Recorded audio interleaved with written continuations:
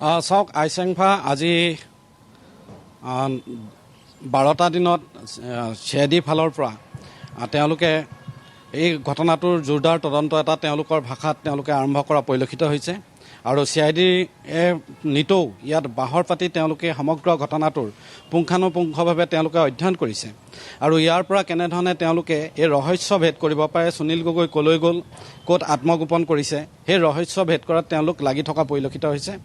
ইয়াত বৰ্তমান 5জনীয়া দল এটা আছে CID যিগৰাকী বিষয়া ৰবীন ডেকা তদন্তকাৰী বিষয়া তেওঁৰ নেতৃত্বত সেই দলটো আছে দুদিনমানৰ আগত CIDৰ SP সুধাকৰ সিং ইয়ালৈ আহিছিল আৰু তেওঁ 2টা দিন থাকি তদন্ত প্ৰক্ৰিয়াটো কিছু পৰিমাণে আগবঢ়াই লৈ যোৱা পৰিলক্ষিত হ'ল আৰু কালি দিনটোত আহিলে CID IGP সংযুক্তা পৰাশৰ আহিল তেওঁ পুনতে সুনীল গগৈ ঘৰত উপস্থিত হৈ পত্নীৰ লগত বাৰ্তালাপ কৰিলে আৰু এটা আহ্বান জনালে পত্নীক যে সুনীল গগৈ জীয়াই আছে গতিকে আপুনি এই বগা সাজযোৰ পৰিধান কৰিব নালাগে এক প্ৰকাৰে সুনীল গগৈ যে জীৱিত অৱস্থাত আছে সেই কথাটো কালি পত্নীক আশ্বস্ত কৰা দেখিবলৈ পোৱা গ'ল CID IGP গৰাকীৰ ফালৰ পৰা আমাৰ হাতত যি তথ্য আছে আজিৰ দিনটোতো CID ফালৰ পৰা বিশেষভাৱে সুনীল গগৈ পৰিয়ালে হওক বা তেওঁৰ পুত্ৰ হওক তেওঁলোকক হয়তো কিছু পৰিমাণে সাক্ষ্য গ্ৰহণ কৰিব পাৰে আজি তেনেকুৱা ধৰণৰ এটা সম্ভাৱনা প্ৰকট হৈছে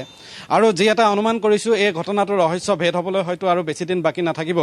কাৰণ CIDয়ে ইতিমধ্যে ক্ষিপ্ৰতাৰে এই তদন্ত প্ৰক্ৰিয়াটো তেওঁলোকে আগবঢ়াই লৈ গৈছে সংবাদ মাধ্যমক যদিও কোনো ধৰণৰ কথা তেওঁলোকে সদৰি কৰা নাই তথাপি আমি বিশেষ সূত্ৰে গম পাইছোঁ তেওঁলোকে সঠিক দিশতে এই তদন্ত প্ৰক্ৰিয়াটো আগবঢ়াই নিছে বুলি আমি এটা তথ্য লাভ কৰিছোঁ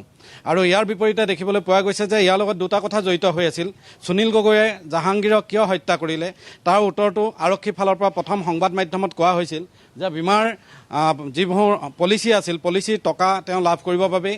জাহাংগীৰক হত্যা কৰিছে তেনেধৰণৰ এটা উত্তৰ দিয়া পৰিলক্ষিত হৈছিল কিন্তু ইয়াৰ লগত আনুষংগিক অন্য কাৰণ আছে নেকি কাৰণ পলিচি যিকেইখন তেওঁ হাতলৈ আহিল যিখিনি আৰক্ষীৰ তদন্তত যিখিনি পলিচিৰ নথিপত্ৰ লাভ কৰিছিল বা CIDয়ে যিখিনি নথিপত্ৰ লাভ কৰিছিল তাত পৰ্যাপ্ত টকা সুনীল গগৈয়ে লাভ কৰিব তেনেধৰণৰ ধাৰণা একোটা নহয় কিন্তু ইয়াৰ লগত আন কাৰণ কিবা জড়িত হৈ আছে নেকি কিয় জাহাংগীৰক সুনীল গগৈয়ে হত্যা কৰি নিজে নিখোজ হ'বলগীয়া হ'ল বা আত্মগোপন কৰিব লগা হ'ল সেই ৰহস্য উদ্ঘাটন কৰিবলৈ CIDয়ে জোৰদাৰ তদন্ত প্ৰক্ৰিয়াটো আগবঢ়াই লৈ যোৱা পৰিলক্ষিত হৈছে কাৰণ CID দলটো ইয়াত আজি 12 দিন বাহৰ পাতি আছে ইয়াৰ পৰা তেওঁলোক কেনিও যোৱা নাই ঢকুৱাখানাতে আছে খালি আৰক্ষী অধীক্ষকগৰাকী তালৈ গৈছে গুৱাহাটীলৈ তাৰপাছত সংযুক্তা পৰাশৰ আহিছে আজিও বিশেষভাৱে এটা দল ইয়ালৈ আহিব পাৰে হয়তো এই তদন্ত প্ৰক্ৰিয়াটো আগবঢ়াই নিবলৈ আইচেংফা